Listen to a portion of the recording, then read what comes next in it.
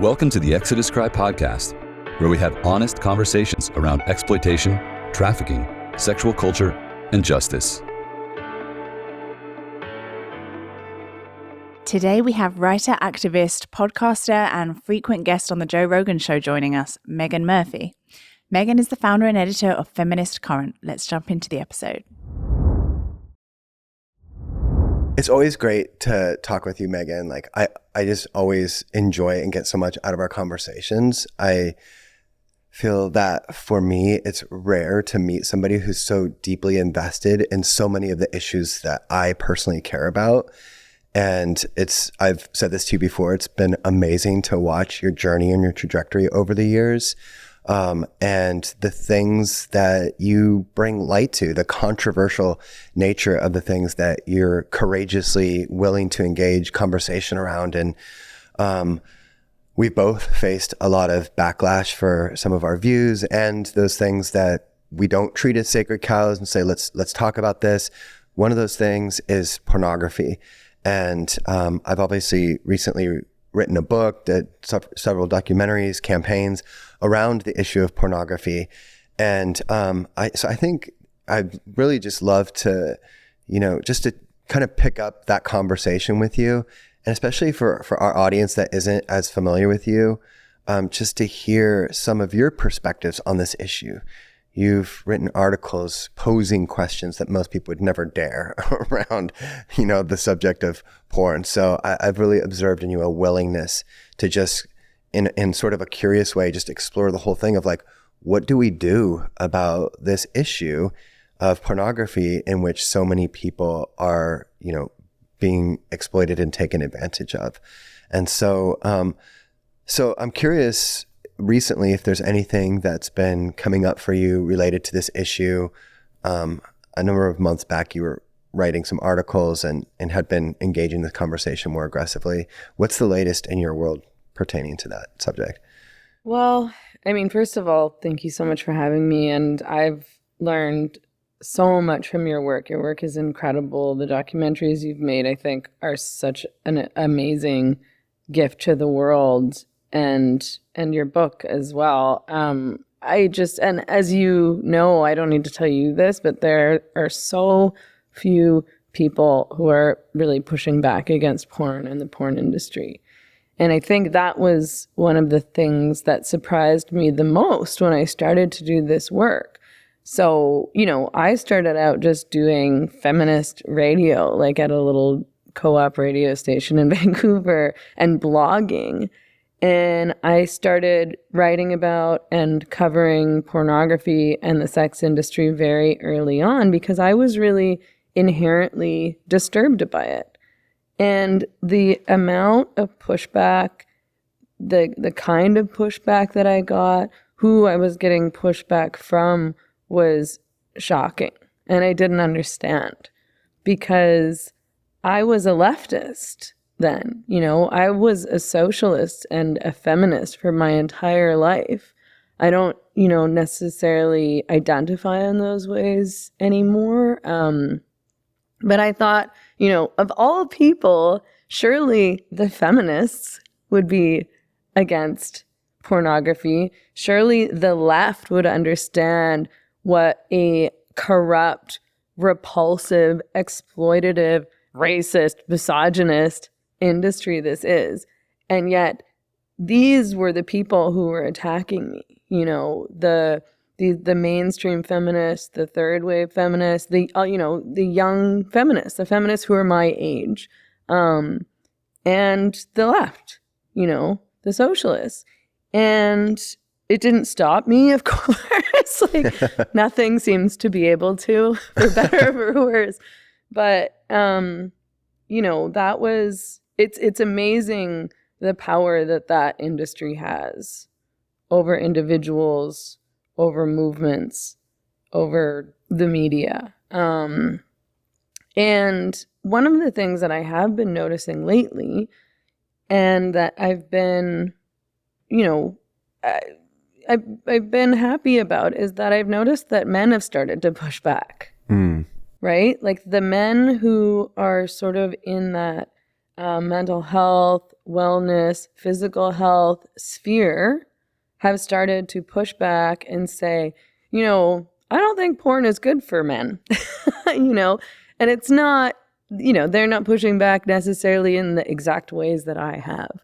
And maybe they're not getting the full breadth of the industry, but they're starting to see, which I think makes a lot of sense, because we're now at a point where men have grown up with pornography. So anyone who is younger than us will have grown up with, I didn't grow up with the internet, but all the younger generations now have. The millennials, Gen Z, they've grown up with the internet, they've grown up with porn, not just easily accessible, but pushed on them. It's completely unavoidable. Boys, of course, if you're on the internet, if you're on Instagram, you're going to be getting porn in your DMs. It's going to be in your feed. You can't not see it. And I think that men have started to realize, and young men too, I have male friends who are in their 20s, and I've talked to them about it.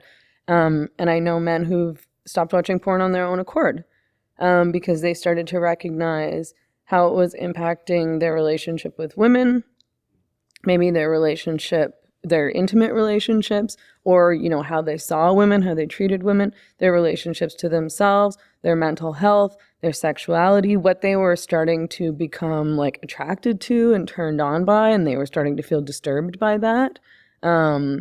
Because as porn feeds you sort of more and more and more extreme, more graphic stuff. You're maybe watching something that you might consider rather vanilla, but these other videos are popping up saying, maybe you should watch this, incest porn or violent porn, gang rape porn, whatever. And so that, I think, has been really inspiring to me. I mean, at the same time, the way that the internet is and the way that social media works has just made the industry that much more powerful and that much more disturbing. I'm completely appalled and upset that pornography is allowed on Twitter and Instagram at all. Right. Why do I have to see it? Right. When I'm not looking for it? Never mind kids. Right. So, it's this massive, I think when I started writing about pornography and being like, this is clearly bad for women. This is clearly bad for men. These images are disturbing, and they're hateful, and they're violent, and they're degrading. And what is anybody seeing in this? Why, it's not that I don't know what porn looks like. I know people will say, oh, well, maybe you just haven't watched. And it's like, I watch, not because I want to, but, either because it's just there in front of me and I can't avoid it, or, to see what's going on. And it's disgusting. Yeah. And I cannot understand why more people don't see that. It seems so obvious. It's so strange to engage in these arguments with people. It's like, does she look like she's enjoying herself? Is this what you think, healthy masculinity looks like? Right. Healthy sexuality looks like? Right. There are so many things that are obviously very wrong in the world of pornography. We wouldn't be having this conversation if pornography wasn't such a massive issue in our world. But to your point, it is the air we breathe in our culture today. You have to be very intentional, almost violent about keeping pornography out of your life if that's the path that you want to choose. And so there's this massive issue, and yet in the world of pornography, what we have discovered is how many instances of exploitation, manipulation, coercion, real, actual rape, abuse, not just coming from one-off, performers in Eastern Europe or some shady dark website, but you have people like Stoya, one of the most prominent porn performers of all time, indicting a fellow performer, James Dean, one of the most prominent male performers of all time, essentially saying he raped me and nothing's done about it. So here you have a situation where two of the most prominent people, the reason why I cite that example is to say that there's a problem in the pornography industry with exploitation and abuse and rape and coercion and all of that goes on, that seems so obvious to address. Like, if these kind of things were to come up in a workplace environment, like how quickly would something be done? And it would be like a story of like this thing. But to address the obvious that like these problems exist, these issues are going on, is to invoke this like almost irrational backlash in an ad hominem way. So it's like, I'm telling you that these, videos exist on Pornhub and they need to be held accountable. Then the conversation becomes not about this, but about me. You're a horrible person, like, because you tweeted something 10 years ago, or like some angle to like discredit me or you or whoever, for bringing up the argument in the first place. And it makes me, and this is coming from like these very prominent media outlets that are essentially shills for the porn industry. And the question I have is, why do you think that they're so defensive and sensitive about this issue of porn? Like, to me, it almost makes no sense. And is it like that with other issues, or is it something to do with our sexuality inherently? Or what do you think it is that's invoking this? Like, because in my mind, it would make sense that name the outlet, there's a bunch of them, would just be like, yeah, this is wrong. Let's instead of like, now you're turning this into a campaign about me. Like, I'm like a nobody. Like, what do you care who I like? It's like, let's discuss the issue at hand. So I'm just curious if you've thought about that. Yeah. And I was thinking about that recently, like in terms of the way that I was attacked when I was writing about the sex industry, both, critically about pornography and about prostitution. And, I encountered cancel culture back in, 2014, 2015, when a group of... You're a veteran of cancel culture. Yeah, like, wow, I've been canceled so many times. Oh my gosh. And like people, when people talk about being canceled now over, these various hot button issues, I'm like, oh, tell me about it. I mean, like people think that I'm most famous for getting canceled over the, gender identity, women's rights debate. But in 2015, there was this massive campaign in Canada to have me fired from my job. And it was started by sex industry advocates. It was started by these Canadian leftist groups and these organizations, these Canadian organizations who were advocating to legalize the sex trade and wanted me to shut up. And I was the only one writing about it in Canada, right? Like I was definitely the only feminist, the only socialist writing against the porn industry, against the sex industry in Canada.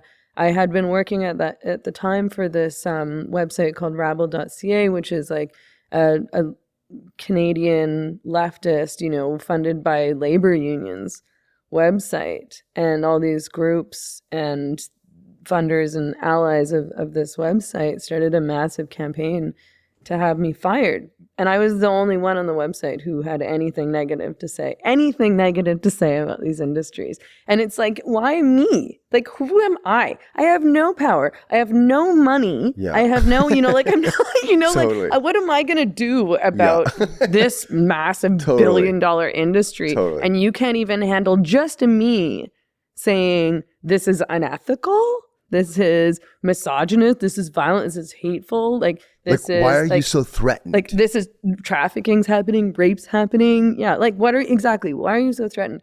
And so I think there's like a couple things.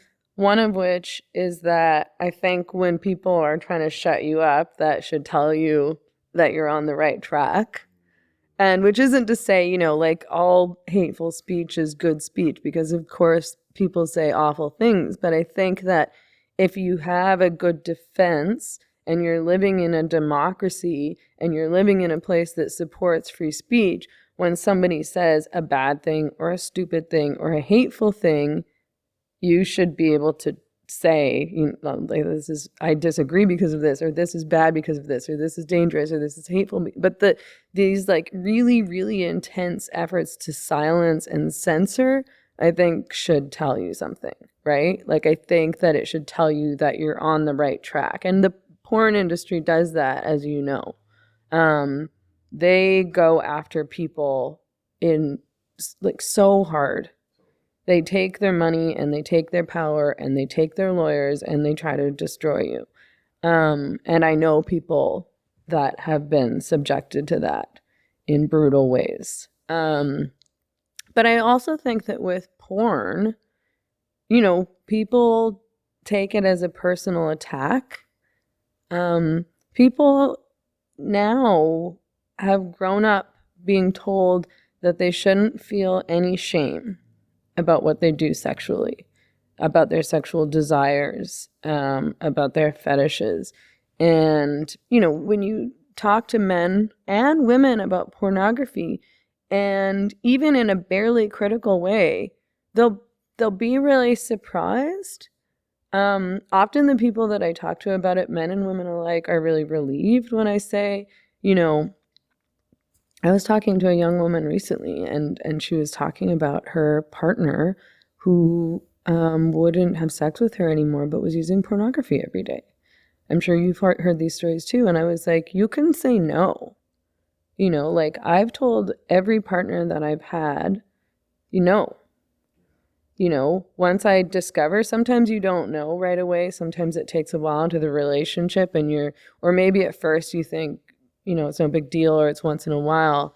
And then maybe it starts to bother you partway through the relationship, or you realize how much they're using it, or you're realizing that it's having an impact. Whatever it is, you can say no whenever you want, and it's totally fine. And in fact, you should say no. You don't have to accept. Absolutely. Yeah, you don't have to accept somebody engaging in, you know, violent, you know, you're supporting this industry when you're watching. And you're supporting what's happening to those women and what those women are going through. And if you're a woman and you're having sex with a man, if you're in an intimate relationship with a man, you can tell when he's saying things to you or doing certain things to you that he learned from pornography, because it didn't come from you. And why would he think that you would like that or want that or enjoy hearing that? And saying no, it works. I mean, sometimes it doesn't work, and then you have to contend with, you know, what do you do? But women think that they have to put up with it. You know, most of my friends think that they have to put up with it, and they'll tell me, oh, you know, it's just a fantasy. Like, it doesn't have anything to do with you. And I'm like, of course it has something to do with you. It's not a sexual fantasy. It's not just a fantasy. Those are real people. He's engaging in that real sexual thing with that woman just because he's not the one touching her body, you know? And why are you gaslighting yourself into thinking it's okay when you obviously don't feel okay about it? Right. Like, it's horrible. And the men have been told that it's normal. So if they're confronted, if you say, I don't want you using porn, like, I'm not saying all these conversations have been easy for me to have with men. They certainly have not been. But I have managed to get somewhere where they do get it and they're like, okay, I get it. I'll stop. I understand what you mean. But it's not just like, I don't like it. And they're like, oh, okay, sure. Especially when they've never heard that before and they feel personally attacked. And they probably feel embarrassed and they probably do feel ashamed. And they should feel embarrassed and ashamed, frankly. But then, you know, you can deal with those emotions. Just because your natural response is to feel embarrassed and ashamed doesn't mean that you should necessarily shut down that conversation and not think about those feelings anymore. But yeah, I mean, I think, there's so many things. The concept of gaslighting yourself into agreeing to go along with it is such an interesting concept. I want you to tease that out in a second. but I just wanted to comment on one thing. Well, there's a bunch of things, but I just want to briefly just comment on one thing, which is that I love what you're sharing from the perspective of just very like simple, down to earth, matter of fact truth relating to, sometimes us intellectuals can get very like very like big and theoretical and like our conceptual ideas around all this. It's just like, you don't know who's in those videos, something as simple as that. Because in my book, and something that I advocate for when I work with men who are struggling with porn, is this idea of building your fortress of truth. So the idea being that you have to practice disrupting and redirecting the energy of when you're feeling triggered to go to porn. People often mistake porn for being a moral and a spiritual struggle instead of a neurological struggle and a fantasy addiction. And therefore they are using means that ultimately aren't going to help them overcome the cycle of addiction and consumption and that they have. And so a lot of the work is about, first of all, framing the struggle and then using this practice of disrupting and redirecting. So the concept of disrupting is when you're feeling triggered by a fantasy. It's not true. So like working with men to build this fortress of truth, so when the trigger happens, you can actually speak the truth to it. So I love what you're saying from the standpoint of us having this fortress, this war chest of truth to deploy against the fantasy. Like, the truth is, I don't know who this person is. I don't know what their background is. I don't know how that, even if I think I do, I don't know how that specific scenario is, that kind of thing. So first of all, I just want to thank you for sharing that, because I think it's really important that we be truthful and honest about this. It's like everyone's participating in this delusion. We're all pretending like the emperor's like wearing, this fancy outfit when has no clothes on. It's like, why are we all participating in this delusion and pretending like there's not this massive elephant in the room, which is we have no idea how this video was made or who these people are. Like we're skirting so many things, the mental gymnastics that we have to play to participate in this. Is it really worth the erection? I'm like, So, okay, that aside, I just want you to elaborate on this concept that just really struck me when you said it, of gaslighting yourself into agreeing to go along with. So, okay, I have my thoughts on that, but I want you to elaborate on that, because I think that's a brilliant concept that people need to understand. I think a lot of, in particular, females probably fall into that category a lot. Yeah, I think this does impact women in particular. I've also told men, my criticisms of pornography and, why I think it's bad for women and men as a whole. Like why, what you just said, which is you don't know what is happening to that woman in the video. You don't know how she got here. You don't know how old she is. You don't know how old she was when she got into this industry. You don't know what she's feeling right now while that's happening to her. And just saying that she got paid is not a good enough excuse. But just, like, how does watching porn make you feel? Does this make you feel like a good man? Is this who you want to be as a person? And men are often relieved to hear that too. Because men who don't watch porn are shamed and mocked. It's not the other way around, We're always told that we're being moralistic and we're shaming people and we're, tutting people for just, being sexually liberated.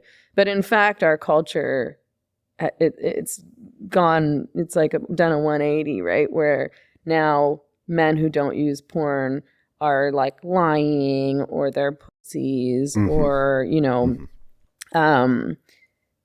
there's all men watch porn. All men watch porn, and that's just men getting defensive about their own behavior, not wanting to think critically about what they're doing.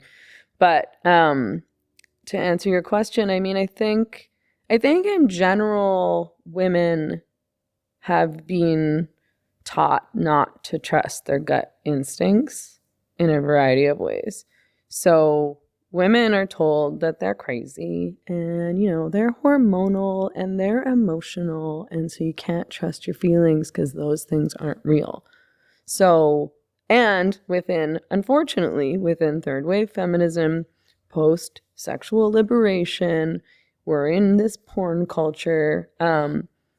Even more so, women are told that if they feel uncomfortable with porn or they don't like porn or they don't like their partners using porn, that they're prudish and they're uptight and they should be good, giving, and game, that little mantra that is horrible as far as I'm concerned, especially for women, because young women especially, already feel pressured to do things that they don't want to do sexually. And I think probably any woman who has been, 18 or 19 or 20 will know, I've been through all of this too, that you feel like you're supposed to look a certain way, you're supposed to sound a certain way, you're supposed to be into certain things, you're supposed to be open-minded, you're supposed to try new things. And if your partner or a guy that you're with wants to try something, you should try it because, maybe you'll like it. But also, if you don't do these things with him, then he'll leave you. That's totally normalized in our culture, that a man who's not being sexually fulfilled in his marriage, of course he cheated. Of course then he's going to use pornography. Of course he might leave her, as though like the fulfillment of certain sexual desires and fantasies and fetishes is the end all be all and it has to be fulfilled or else what? Like, are we all children? Everything we want has to be given to us? Right. Give me a break. Yeah. And so, and I think in order to watch porn and to be okay with porn, you do have to gaslight yourself and you have to lie to yourself. And I think that's really damaging for your mental health and your sense of self and your sense of like self-worth and confidence. Like that's, what it means to have integrity and to be an authentic person. And I think you have to have integrity and you have to be an authentic person if you're going to like yourself. And to be a whole, confident, self-assured person. And you can't be that, I think. If you're using pornography and you're watching a woman be choked, who's, crying, who's being called every single disgusting, horrific name in the book, who's being hurt, who's maybe being raped, who's maybe been trafficked, and you're masturbating to that, and then you're telling yourself that that's fine and that's just a fantasy. You're just lying to yourself. You cannot live with integrity and be doing that. And I know that none of us are perfect. And I know that pretty much all men have watched porn or do use porn. And it's not my MO to go around actually shaming men who use pornography. Like I told you, I have one-on-one conversations with men about porn and the porn that they're using. And, and they're my friends and they're not all terrible people. In just a few decades, porn has invaded the screens of nearly every household with an internet connection. But few people know the truth about the multi-billion-dollar industry behind this content. Action! Our documentary miniseries Beyond Fantasy rips the mask off of the porn industry.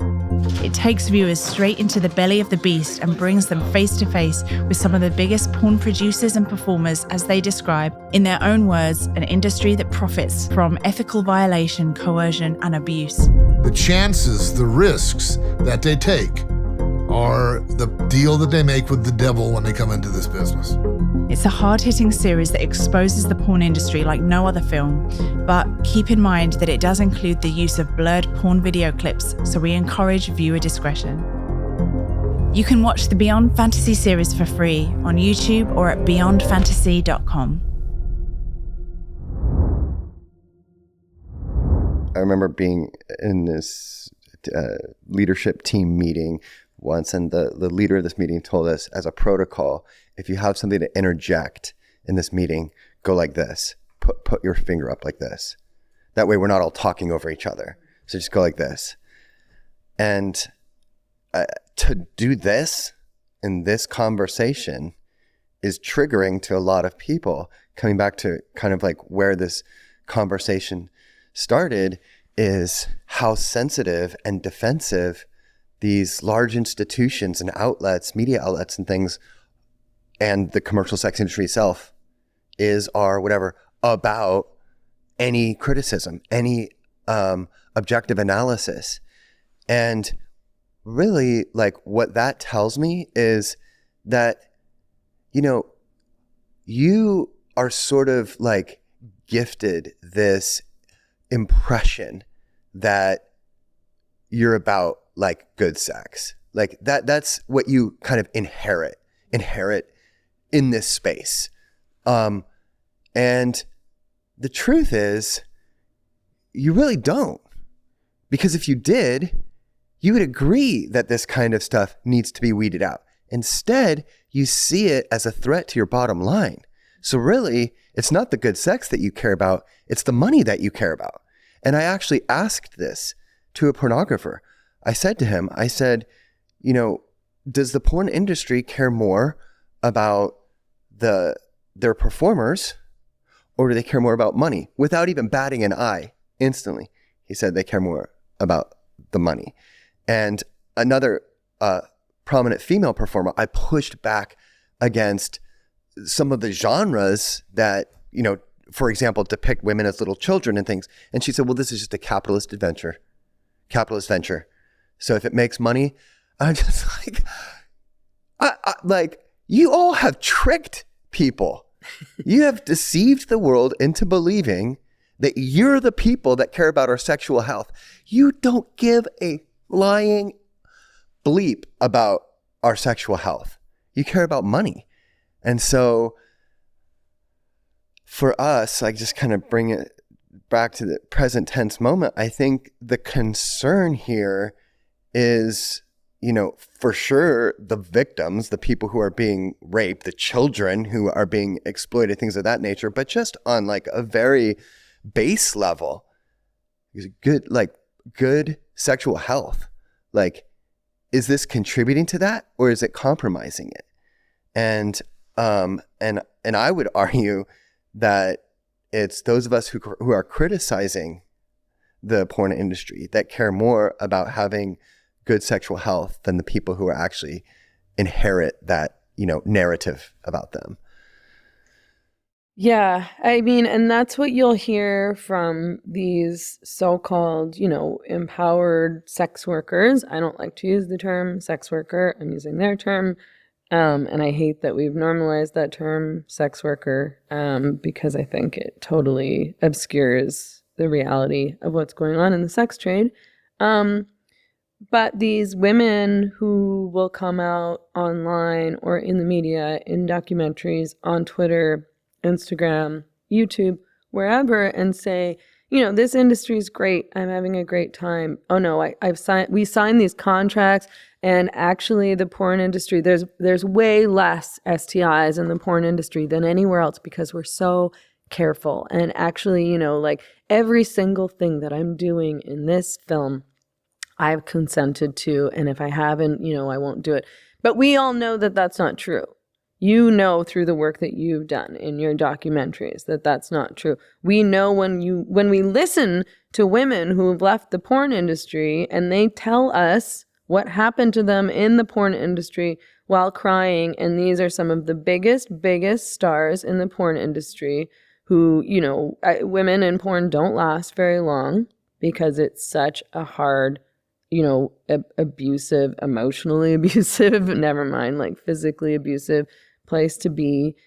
People don't last long, and when they come out, they tell the truth, and then they're attacked by the industry, and they're attacked by their, you know, coworkers, and they're attacked by silenced. And silenced, and called crazy, called drug addicts, whatever, just attacked in the most brutal ways.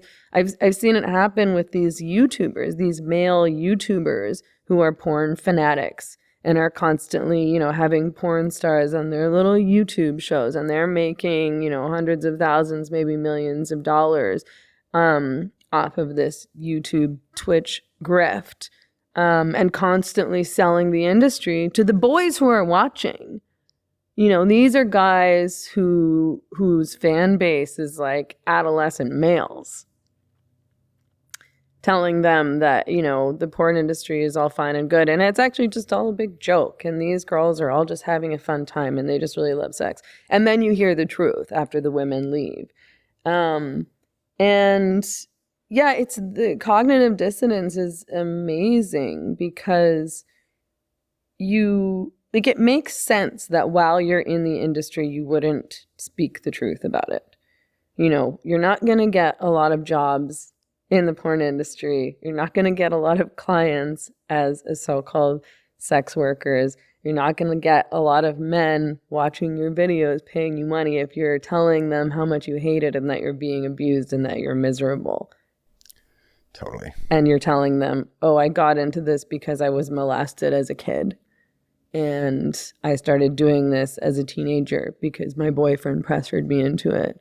And I hate myself and I have to take prescription pills or drugs or whatever to cope with all of this. I hate sex. I've talked to escorts, high-end escorts, often that's the response you'll get when you start criticizing these practices in these industries. And it's like, oh, but like all these women who are making tons of money, like they're fine. And I'm like, no, they're not fine. When I've talked to escorts who are still in the industry but can't tell anybody the truth, so they're telling me and I can't tell anybody either, I'm not outing people, right? Like I don't have sex. I hate sex. I can't have a relationship. I hate men because of what's happened to them in these industries. That's what the truth is.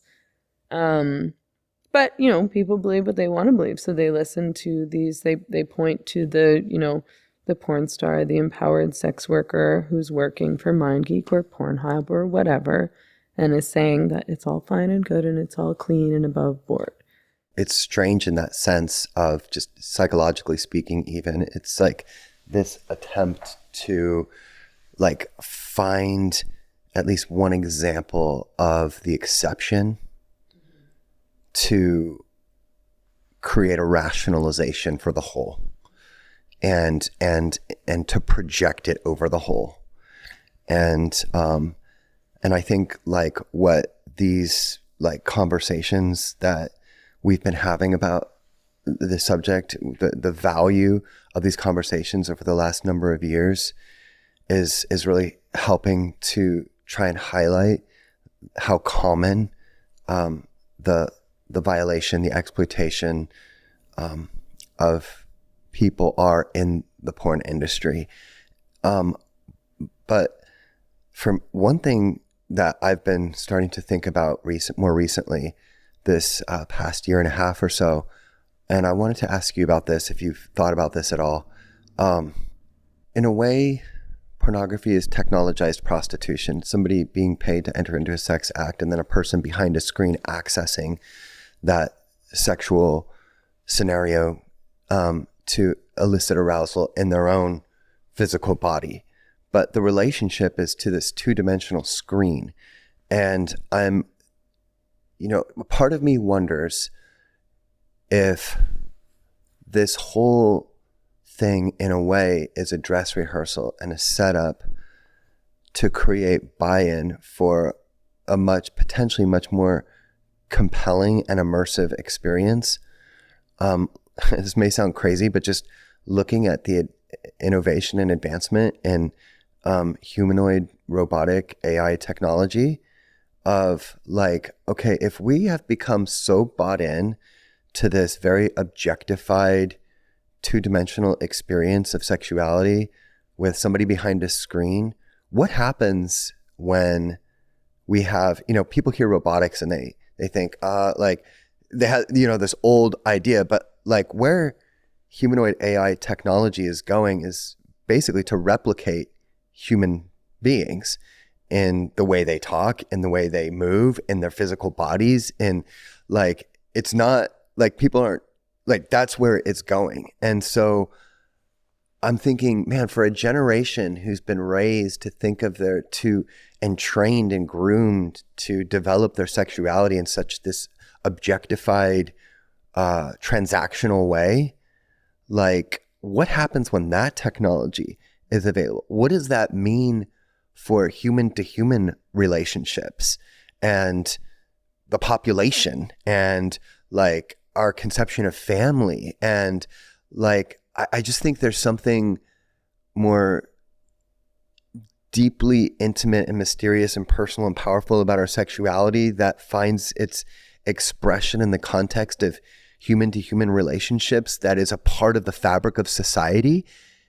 I see the potential for that fracturing on a global scale as technology continues to evolve. And I'm just curious if you have thought about that, looked into that at all, as just, part of like where our world is heading. Yeah, I mean, I think in general, that's a huge concern for me. I mean, I think that the humanness has been taken out of our relationships. Like, I think that we see that in various concepts, including on social media, including with things like dating apps, including, of course, pornography, where we're told that we can have relationships with people virtually. You know, we can connect with people virtually.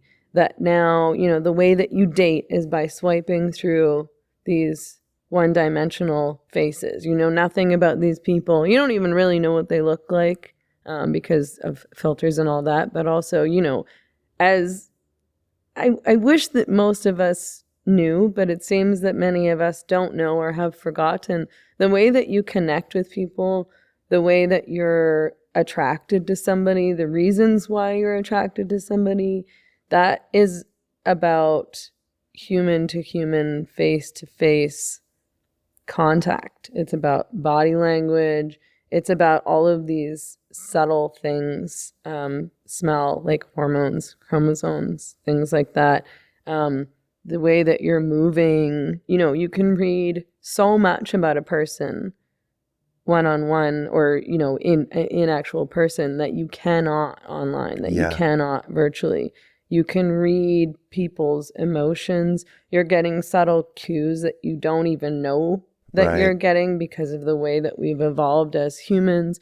And for women, that's really particularly important because we're vulnerable. We are more vulnerable than men are physically. That's just the reality. And we need that, you know, person to person, one-on-one sort of interaction to be able to tell if this person is safe or not safe. And that's where those gut instincts that I was talking about came in before, that we've all been taught to suppress, you know, that maybe if we feel like we're in danger or we feel uncomfortable with something, we're getting like weird vibes, then we're being judgmental and we're the bad one and we're being shameful, and we should push that all down and be like accepting and inclusive and yada, yada, yada. You know, I think it's all sort of part of the same project. And I'm not saying it's a grand conspiracy, but it is what's happening to us. And the way that we've accepted not just pornography, but things like OnlyFans, even more so than pornography, has been totally accepted, not only as harmless, but as actually a really positive thing for women because they don't even have to do anything and they're making so much money. But of course, you know, OnlyFans acts like a pimp. Most of those women are making no money.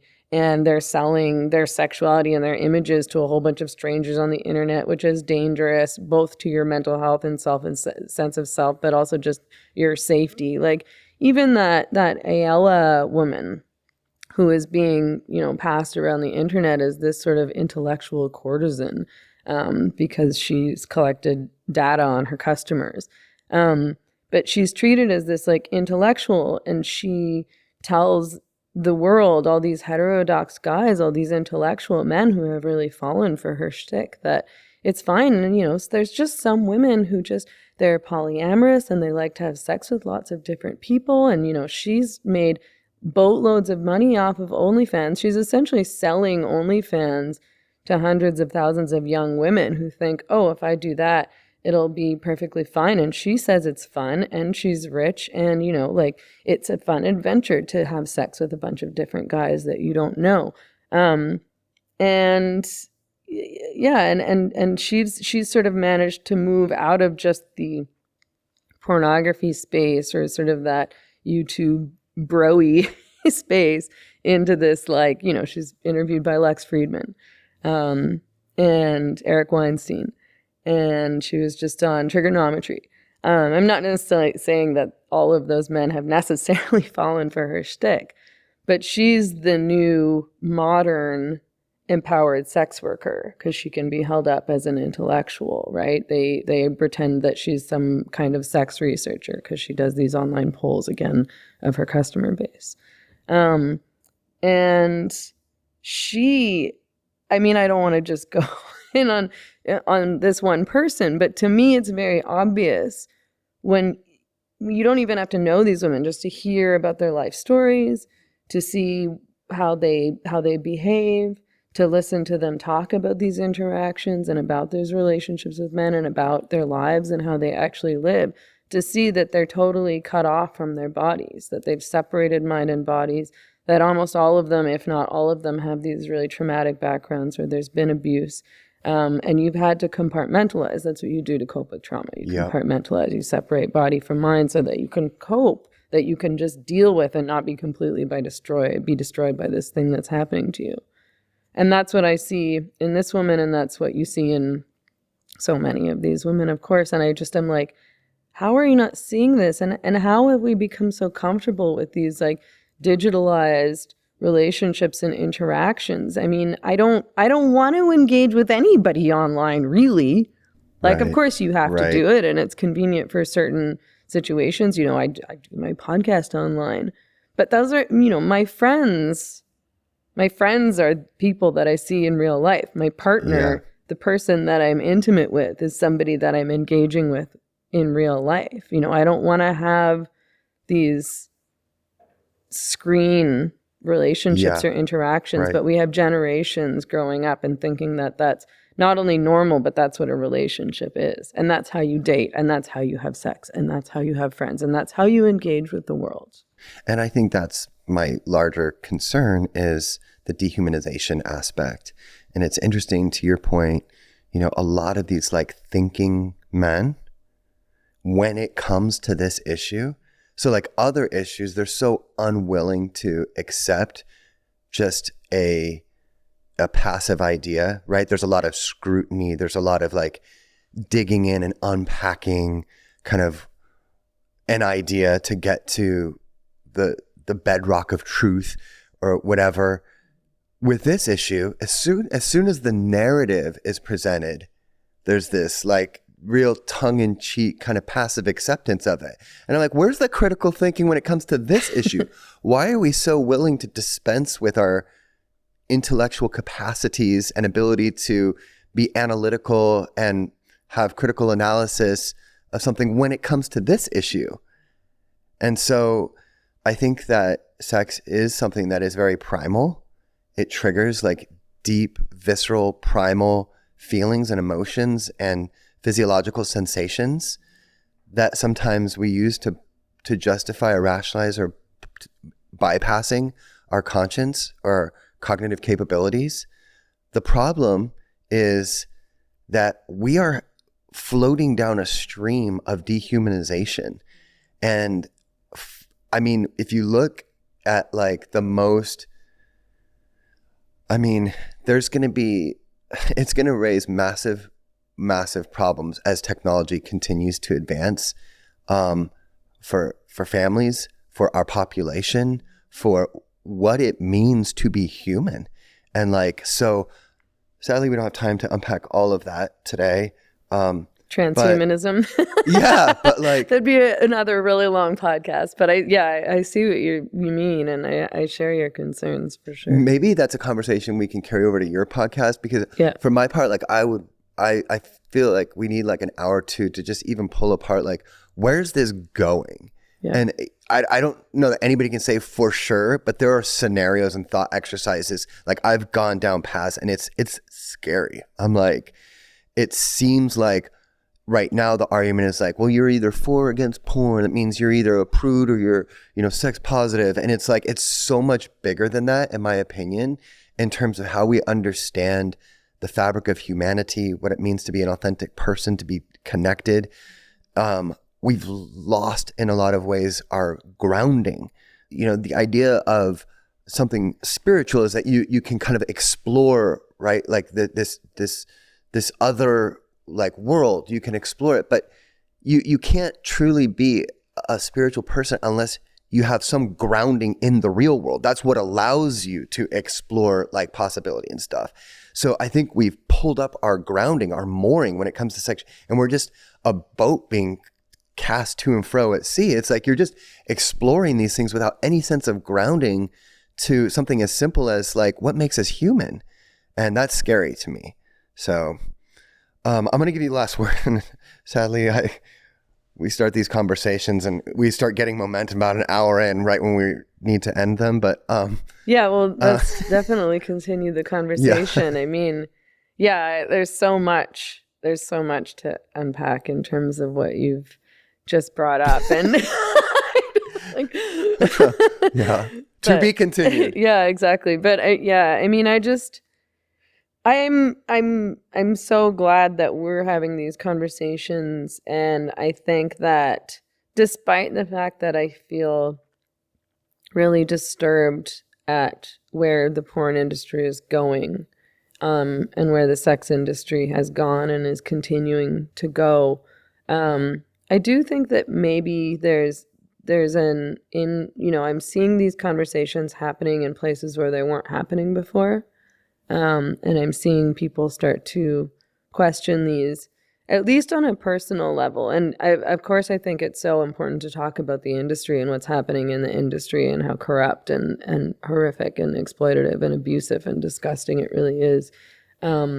Because I think that people will understand what they're watching. But there's also these one-on-one conversations that we can have with all sorts of different people, and they really resonate. Like I was telling you about the women that I talked to, about this young woman that I was talking to, and telling her, like, it's okay to say no. Of course it's okay to say no. What he's doing is actually wrong. It's bad for him. You're unhappy. It's clearly having a negative impact on your relationship. He's lying to himself if he thinks that it's not. And no one had ever told her that she could just say no. And she was like, thank you so much for saying that. And I was like, yeah, you can say no. And it's so disturbing that nobody's ever told you that before, and that you feel like you can't say anything about what's happening in your relationship with your partner. And that's so common. Yeah. That's so common. So common. And again, that, when I talk to men about it, they're like, thank you so much for saying that, because I feel grossed out by myself when I use pornography, and I can tell that it's having an impact on my sexuality, and I don't like it, but I'm just, told that this is normal and this is what you do, especially if you're single, because you have to and you need an outlet. So yeah, I mean, I'm glad to see that those conversations are resonating, and that people are questioning porn from a variety of different angles. We don't have to do it in one way. We can do it in all sorts of ways. Yeah. Thanks so much for, just your willingness to come. And you're in Mexico now, so we appreciate you coming and spending time with us. And you are somebody who has thought deeply into these issues and worked in this space for a long time. And so I hope that others will check out your podcast. And where is the best place to connect with you these days? I think probably Substack. So that's at www.meghanmurphy.ca. And my podcasts, both Feminist Current and The Same Drugs, are both there. And my writing. And then, of course, people can follow me on Instagram at Meghan Emily Murphy, and on Twitter. I'm back on Twitter. It's been a year now that I've been back, and I've been very prolific. Awesome. That's Meghan E. Murphy. So those are probably the best places. Yeah. Awesome. Well, we always appreciate your insights into this subject matter that we share so much passion about. And so thank you so much again for coming. And we'll have to save the transhumanism conversation for next time, but I'm looking forward to picking that up. So yeah, me too. Thank you so much for having me and for bringing me over here, because I always love talking with you, and this has been great. Thank you. You can check out all our podcast episodes, articles, and films at exoduscry.com and join the daily conversation by following Exodus Cry on all major social platforms.